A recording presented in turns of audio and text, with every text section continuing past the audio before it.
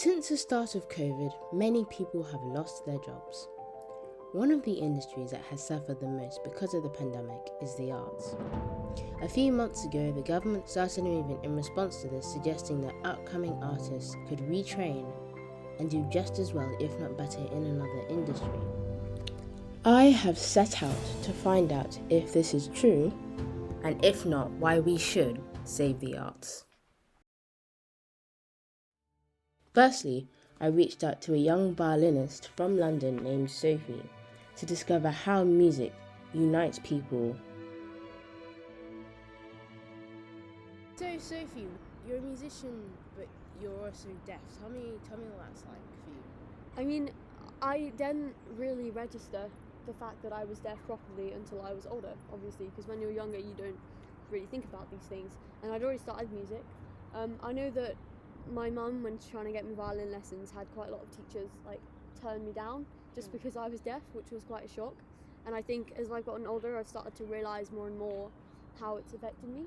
And I know quite a few other deaf musicians now, and it's been great to talk to them about it, because there's things that you don't even realise is linked to my deafness. And so I think quite a lot of people, I don't tell people straight away that I'm deaf, and usually people don't realise until I tell them, because it's not obvious. I don't have a sign written saying I'm deaf. And so when I play music, it's and people then realise, they're like, oh really?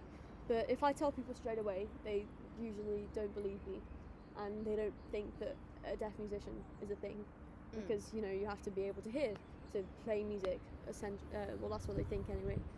So have you received much support from the music industry? Are there lots of things out there, or did you really have to search for? Well, I didn't have any support. I still probably don't have any support, but I haven't really done anything that's required support yet.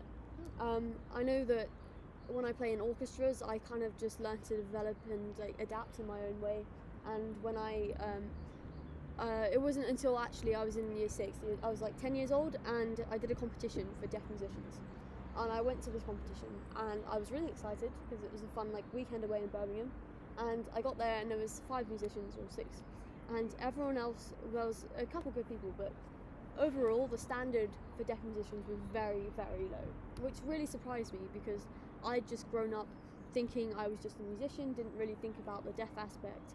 And so that's when I kind of realised that deaf children aren't really given the opportunity to start music, because people kind of just presume that it's never going to work out.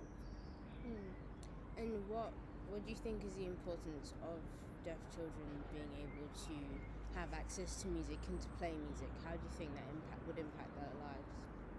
Well, I think every child should be able to learn music, full stop, and that includes deaf children. And so it's the same sort of benefits that every other child gets. Music at a young age can be really, really beneficial for development of expressing emotions, being able to say what you feel. There's just a million benefits to it, and it's widely talked about. But and I'm not sure why people suddenly think that those benefits don't apply to deaf children. It's just the same. So I think overall, people just really need to start getting into their heads that every child should be treated the same, no matter what their disability is. And so deaf children, they may perceive music differently. They may have to learn it slightly differently, but overall the benefits are the same. And I think something about lockdown was we had a lot of time, and I felt like I couldn't really do much because I was at home. And then I realised, wait a second, you still can do something, because you're at home, but you can use whatever you have around you to try and help in any way you can. And so that's when we realised, we should use our passion of music to try and do something good. And so that was really great. And so I think at the end of the day, when it comes around to your passion, I think you should always just find as many ways to use it in a good way to try and better the world and the place around you. Wow, that's incredible answer. I guess my final question for you then is, what advice would you have for somebody who wants to pursue their passion, but the world that their passion is situated in is not specifically for them? What advice would you have?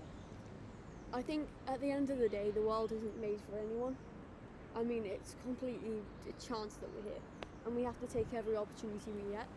And I I love music, and so that has always made sense in my mind that I should do music because I love it. You should never ever let someone tell you what you shouldn't and shouldn't do, because chances are they have no idea more as much as you do. Just do it, go for it, because if you have the passion inside of you, you will do anything. If you want it if you want it enough, then you will make it happen. And you shouldn't let anyone else decide whether you should or shouldn't do something, because it should always come from within you. That's one of the most important things here, because I've had many opportunities where I could have quit, where I thought, this isn't made for me, I should just quit. But the truth is, it's not made for anyone. And so you've got to make it your own, and you've just got to go for it. It's like that quote that I always love. It's like, you don't fail until you give up. And so you just keep trying and just keep defying people's expectations, because that's fun. It's fun to say, you know what, I'm a deaf musician, I can say it proudly. Although I do tend to say I'm a musician who is also deaf, because the emphasis is on the musician. Don't let yourself become known because you don't fit the convention. Make sure that people know you because you're good at what you do, and then it just happens that you've had a barrier there stopping you and making it harder for you to reach your role. Some powerful words from Sophie, a musician who has obviously been empowered by the music industry.